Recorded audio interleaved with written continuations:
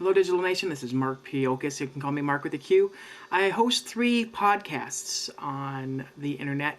3 entertainment podcasts, actually. One is the Somewhere in Vegas, which is my oldest podcast. I've been doing that for about a year and a half.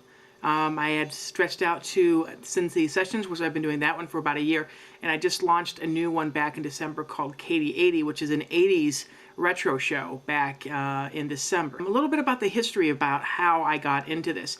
I used to be a radio guy back in college. And then I stumbled myself into news. I was a news photographer for quite a while. A friend of mine was a podcaster, and he had actually been pretty famous himself by reviving a TV series that he had actually loved called Jericho. And me and him have been friends for a very long time, and said, you should really start your own podcast.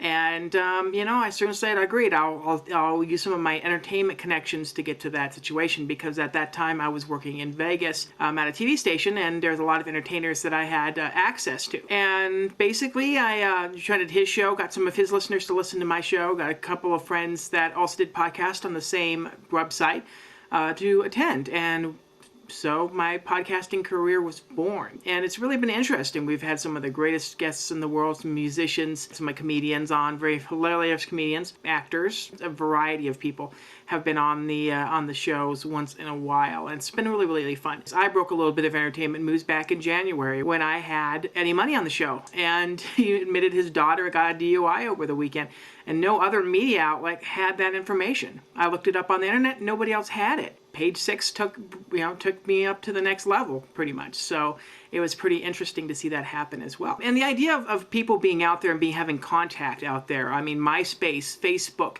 are all available out there for people to use and contact with people. And, your media guys, you're going to go in and you're going to expect certain things from them. People are going to be less comfortable around a journalist. And, a common person that just wants to know the facts and know people who they are, I think that's a little bit part of what blogging is all about, and doing a podcast is all about. So that's how important it is to kind of keep them comfortable and all that too. And you get a lot of stuff out of there. I mean, a lot of other podcasters that are friends of mine have done the same thing. They make friends of them, and they get some really interesting little sound bites, little tidbits about them, and you get to know the person a little bit better than a quick little 2-minute a 2-minute story, or a 30-second or 10-second sound bite of what they are, and what the tabloid journalists are thinking are interesting. So there you go.